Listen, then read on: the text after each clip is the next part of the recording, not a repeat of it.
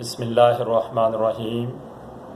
مانسیرہ سے group member of دعوت حق محترم جناب اسحاق بھائی صاحب نے پوچھا ہے کہ وضو کرتے ہوئے پورے سر کا مسح کیا جائے یا کہ تھوڑا سا ہاتھ پھیر لیا جائے۔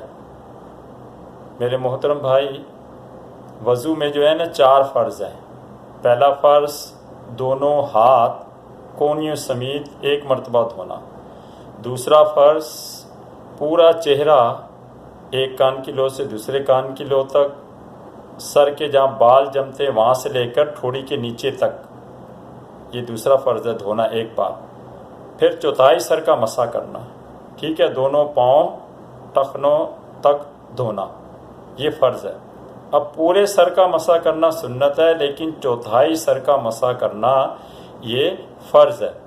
یعنی سر کا جو تھوڑا سا حصہ ہو اس پہ اگر آپ ہاتھ پھیر لیں گے تو یعنی کہ فرض ادا ہو جائے گا، لیکن بہتر یہ ہے کہ پورے سر کا مسح کریں۔ تو یہ ہے کہ جب سنت ادا ہوگی فرض اس میں کچھ خود بخود آ جائے گا۔ اب جو چوتھائی سر ہے اس کو ایسے سمجھیں کہ سر کے یعنی کہ جو پورا سر ہے اس کے یعنی کہ ڈیوائڈ کیا جائے 4 حصوں میں۔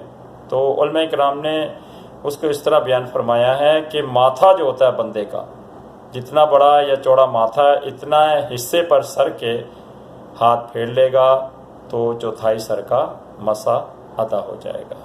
ٹھیک ہے، مسئلہ میں نے بیان کر دیا، باقی واللہ اعلم۔